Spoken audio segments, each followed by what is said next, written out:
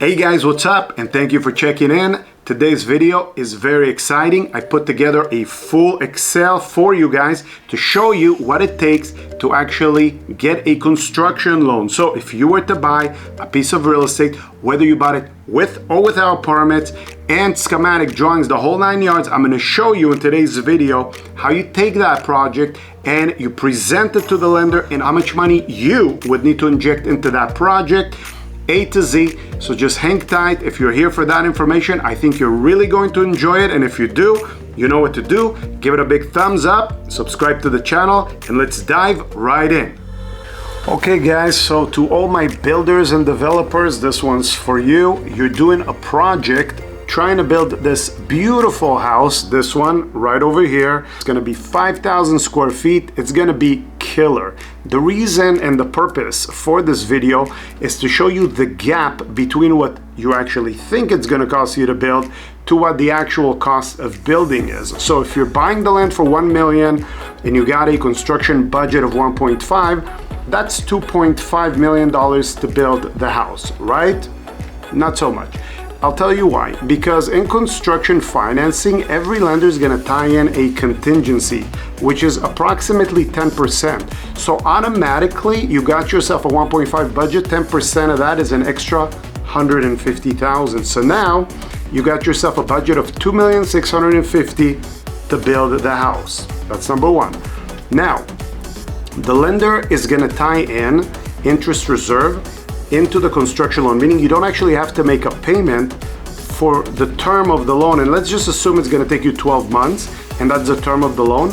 It's actually calculated based on 70% of the proposed interest. So as an example, say you're paying 5 or even 6% interest on the money that you're borrowing.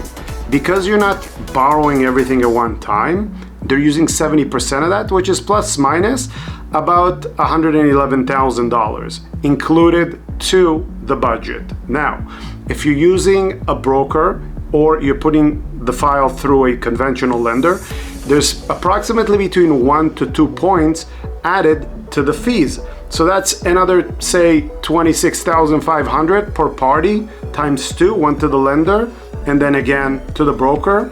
In addition to it, there's about a standard 1% plus minus going to a fund control, which is the actual third party dispersing the funds. So that's another $26,500. Now you have escrow and title fees. It's approximately 0.75%, just under $20,000. So all those fees that are unaccounted for are actually included in the budget of building this beautiful house, which means that you're very close to $2.9 million versus $2.5 million. So that's an additional almost $400,000 that we have to take into consideration. Now, in most cases, the lender, and again, depending on your liquidity, your experience, how financially strong you are, how many projects you've done, likely gonna let you borrow somewhere between 65 to 75% of the cost of the project. So now, you thought the cost of the project is going to be 2.5 million, but as you can see, it's closer to 2.9 million, and you're going to be able to borrow about 70% of that, which means the difference between the 70%, which the lender is going to let you borrow, and the cost of the project, which is close to $2.9 million, is in fact your down payment. And that's pretty much it. That's how it works. So if you have any questions about that, feel free to put them in the comments below. I just wanted to give you a rundown because a lot of people coming through the door, especially in today's day where prices are so high and building is actually more economical, especially if you've owned something for a period of time. There is one other thing that I do want to mention. If you do end up buying a piece of property, and let's just say that $1 million property, and you actually bought it for cash before you applied for the construction loan, that equity would actually be reduced off the top, meaning whatever the bridge is between the 70%, which, let's just call it, close to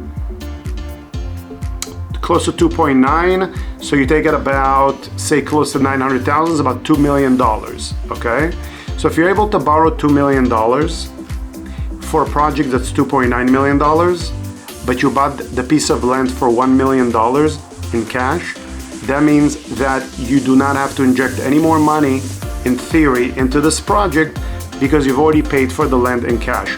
The equity that you have to bring into the deal, plus minus, is about $900,000. Again, hopefully that answers some of those questions that you might have had about construction financing. If you have any more, please put them in the comments below. I'll be happy to answer them for you. Thank you for watching this video. Okay guys, so hopefully you enjoyed the video. If you have any questions, please feel free to put them in the comments below. Happy to answer them. Again, give it a big thumbs up, subscribe to the channel, and we will catch you guys on the next video. Thank you for watching. Take care.